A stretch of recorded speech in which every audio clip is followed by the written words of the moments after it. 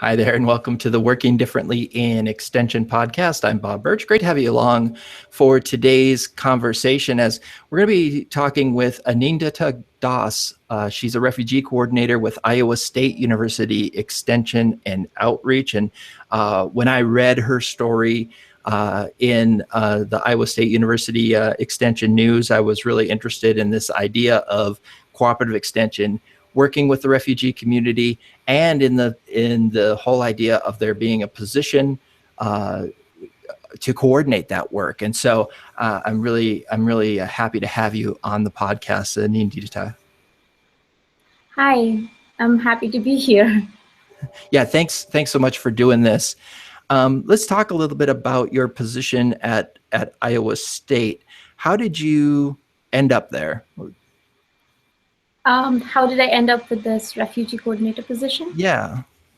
Okay, I I have my PhD in Human Development and Family Studies from Texas Tech University, and I would say that my research primarily, my dissertation research primarily has been on immigrant second generation college students.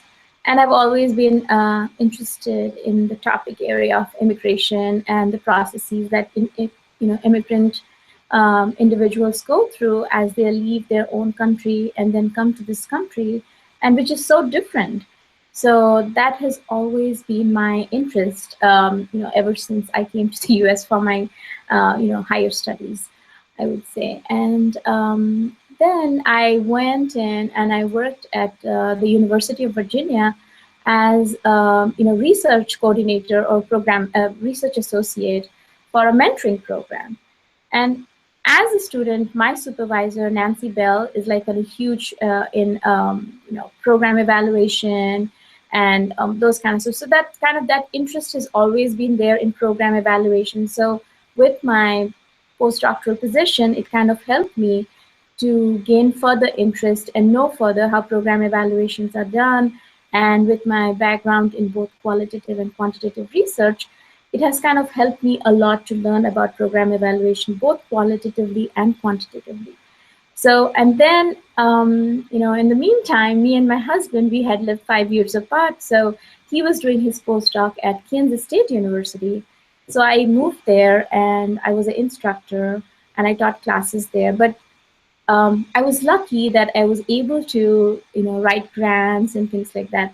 Again, I wrote a research grant that was about college students who are transitioning to motherhood, to see the impact of how the engineering and mathematics, specifically those fields, has an impact when a college students who deviate and goes back to being a mother and taking care of those responsibilities.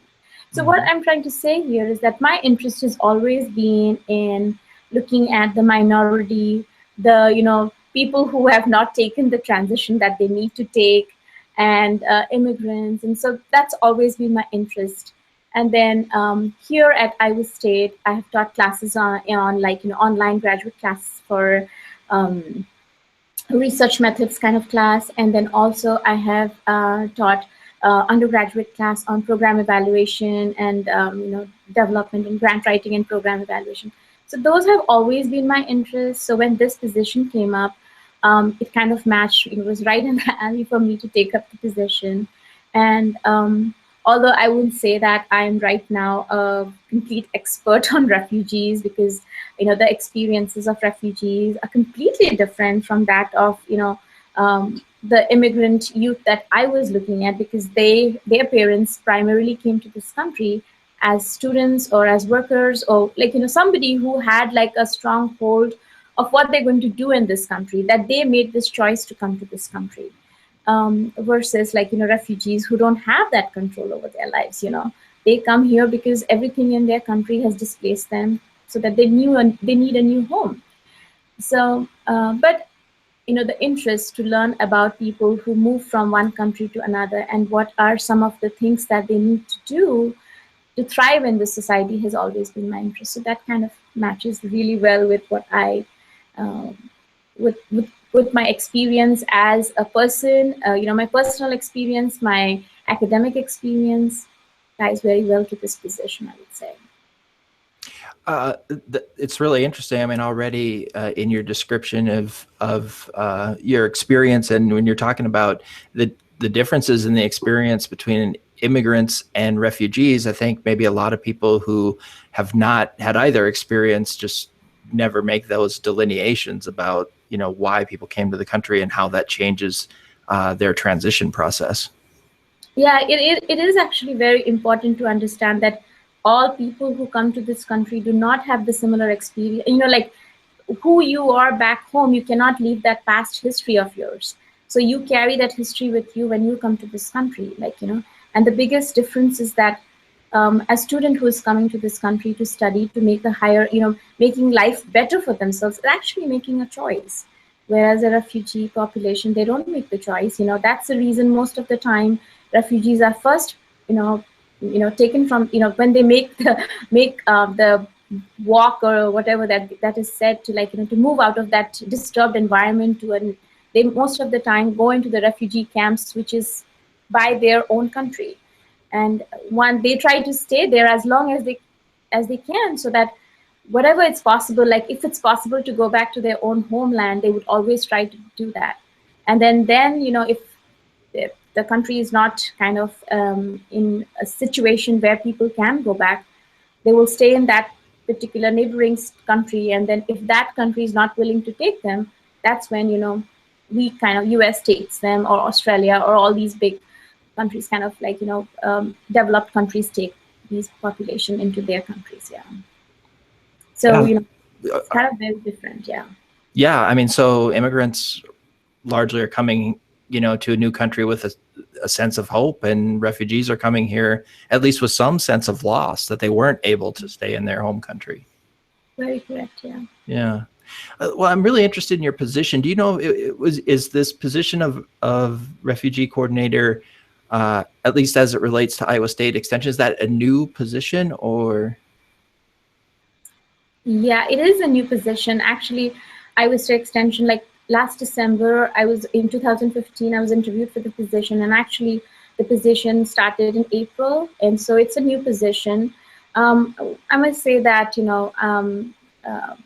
the groups have, like the alliance partners, I call them alliance partners because there are a bunch, different organization, religious organization, non-for-profit groups, the governmental agencies who have come together and who are already working on the refugee population to make their experience much more thriving experience in the US and settling them down.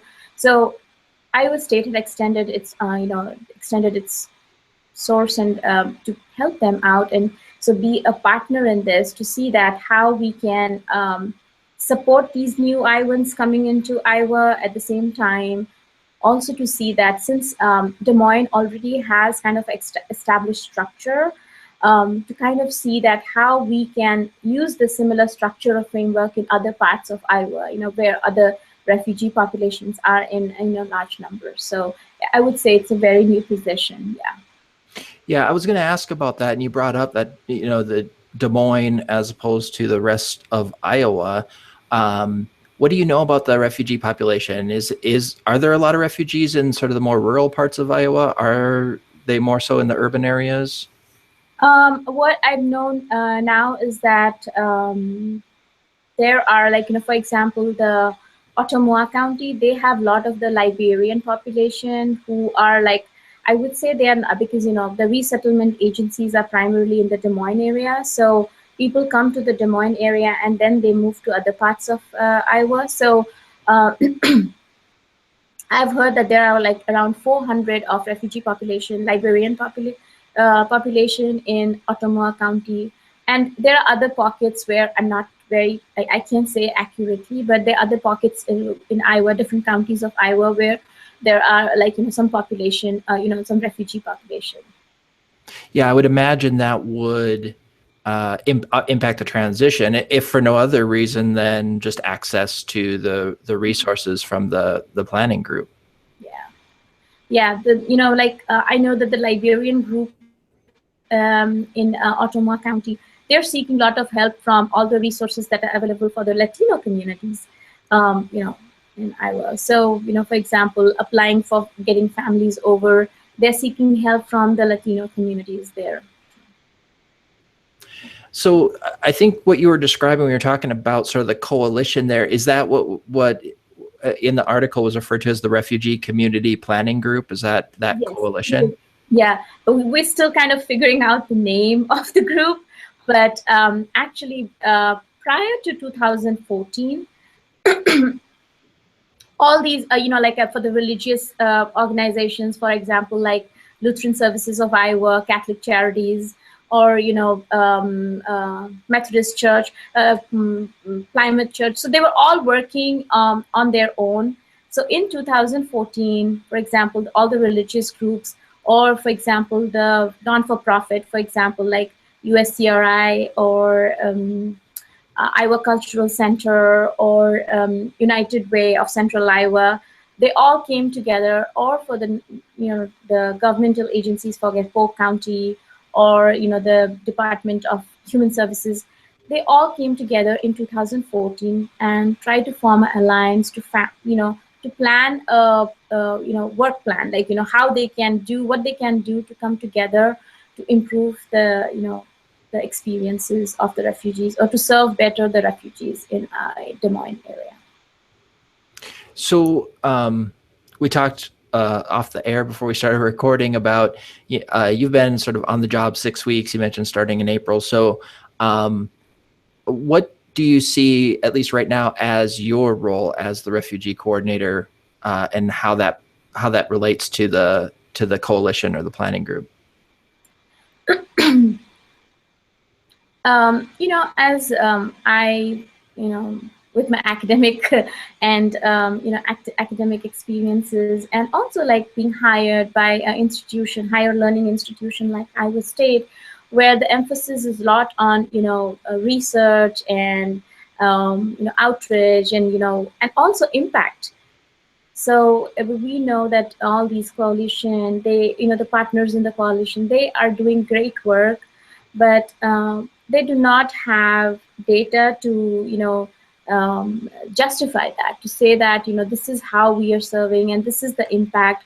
So I think Iowa State as a partner in this I imagine would be a big role, have a big role in that area, like to measure the impacts we are serving, and what are some of the main outcomes that are happening, and what are the impacts of these groups and these services that we are providing, or what new should we be doing, or how are we not doing, or which is important and we are not taking care of those things.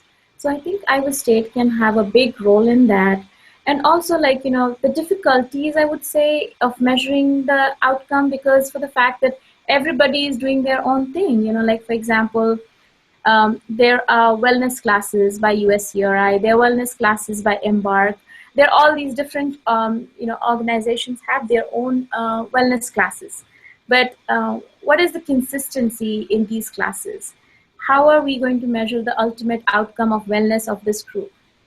Because maybe what they are providing, what activities that USCRI is doing is completely different from Embark, and then these groups, they don't understand that particular aspect of wellness. And so how are we going to measure the outcome? So those are some of the challenges, but also I think that's where Iowa State extension and outreach comes in, like to see that how we can, in a way, kind of synthesize all these information to measure outcomes and impacts and things like that, I would say.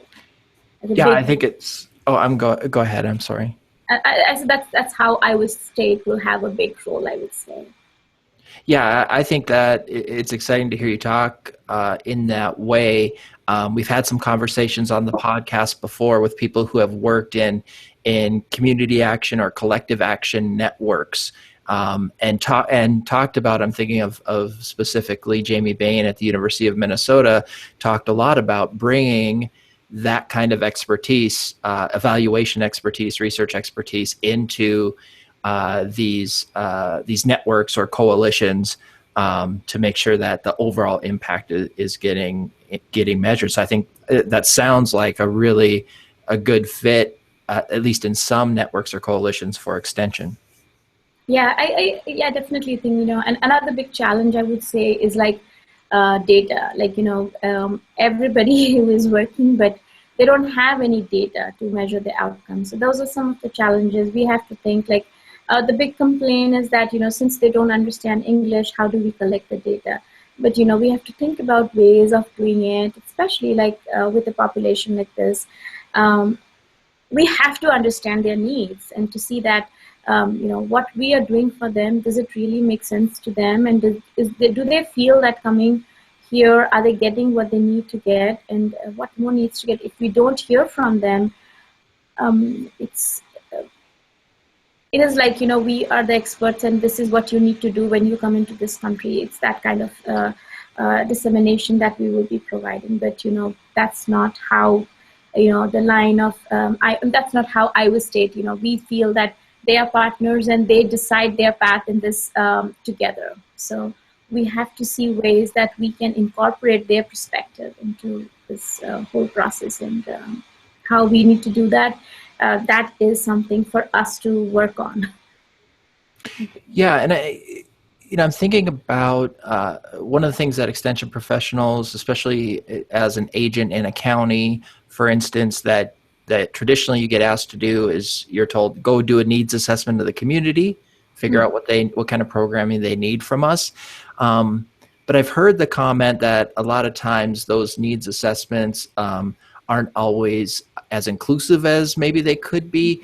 Recalling a podcast we had, sorry to be like podcast old home week, but what you're saying is reminding me of a lot of our previous podcasts. But when we talked to Jessica Beckendorf and Sandy Liang at the University of Wisconsin Extension in Wapaka County, I think they talked about that as they were talking about veterans in this case, is that, well, they ended up working with veterans, but it never came up in the needs assessment. Nobody brought that to the forefront. And I think it's important to make sure that these needs assessments are inclusive. So with that big, long lead up, I guess what I'm wondering is how can county agents, extension professionals get into or access these communities, refugee or immigrant communities, to get that feedback, to find out what it is that they need? Are there certain ways that you can recommend to do that? I think that's the reason with this partnership, and that's the reason why Iowa State was very, savvy in, connecting with these partnerships, because that's a great way to do it, because they already have trust in these people, like, the resettlement agencies. They have trust in Lutheran Services of Iowa. They have trust in Catholic Charities. They have trust in the Department of Health and Human Services. So they have trust, like, the refugees already have a bond with these organizations. So we as, field specialists or as outsiders, we can build a network of relationship with these members of the community who are already working with those groups. So I think it's, forging a relationship that way is the best way, because then when they see you going with, for example, Carly Ross of USCRI, they're like, oh, Carly, we know you. And then, they feel that, oh, I know Ani. So it's like that kind of thing. They build that trust with us if we are kind of going through some folks with whom they are already forged a relationship and they have a good rapport there.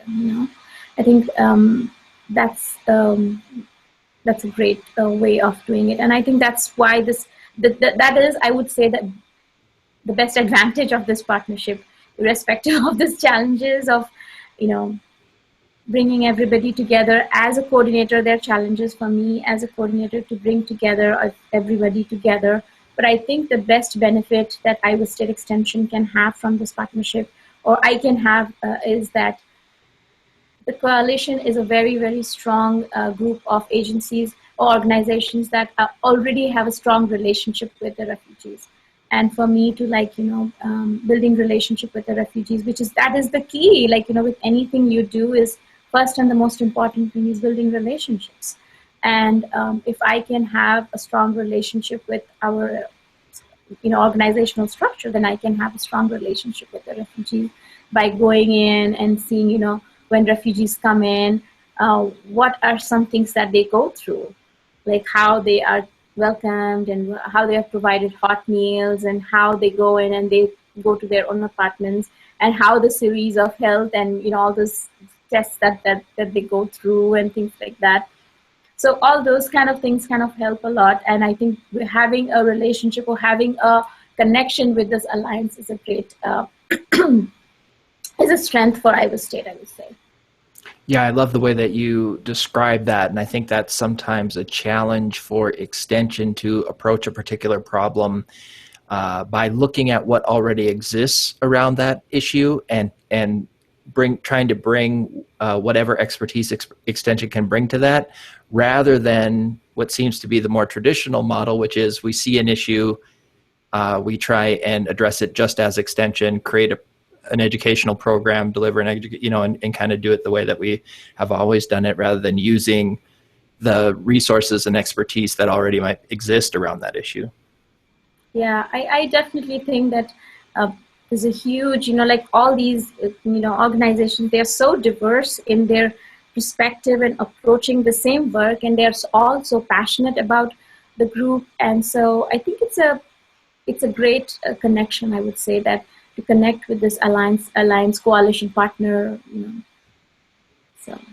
So as we said, short time on the job for you so far, but and you've mentioned some of the things about maybe getting rid of some of the duplication or streamlining some things. But what is your sort of long-term outlook for how Iowa State University Extension and your role can improve the work of the coalition?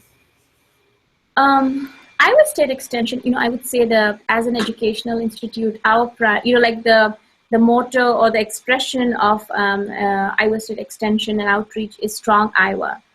So which means that we are looking for inclusive communities, thriving communities, and most importantly, having a diverse community where we can see and reach out to a diverse group of people and feel that everybody is included and feel Iowa is their home and they're all welcome in this. And the resources and the services are equally provided to all groups. It doesn't matter from where they come and what race or ethnicity they hold.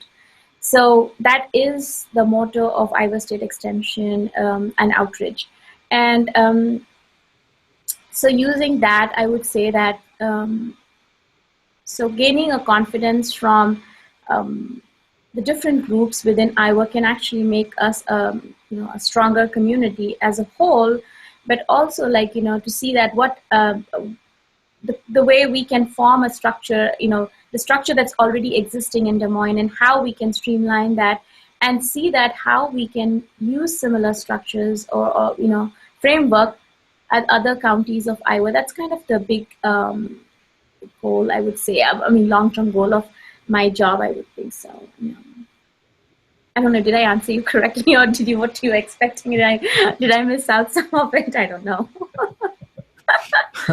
Well, maybe you'll hear from your supervisor or something if you miss something, if they listen to the podcast.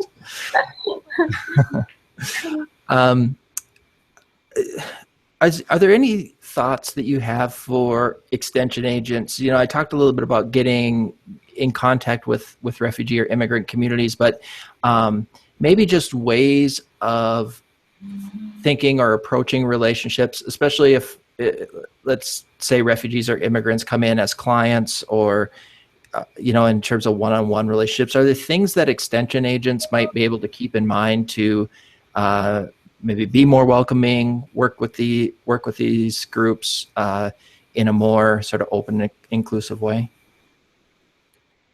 I would say that right now, in my own position, I can say that I have met very little of the refugees. I'm still trying to navigate all the different coalition members and navigate relationship with them, and to see that what are some different things that everybody is doing.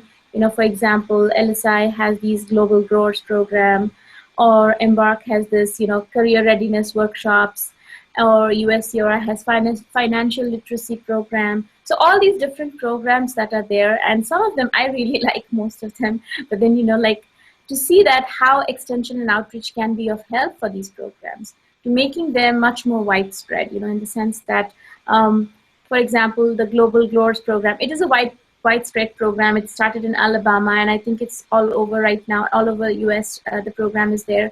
But how can, for example, the horticulture extension unit here at Iowa State can connect with them, especially, with the, I'm talking of specifically in Des Moines area. So how they can connect to see that what are some, how that the program that's already existing, and they, I don't know much about the program, but all I can say is that they start as a pilot program. They give small plots of land to the refugees, and they can sell their produce once in farmers market and other places. And then if they feel that these are consistently serving really well and doing their work really well, they are given their own plots of land.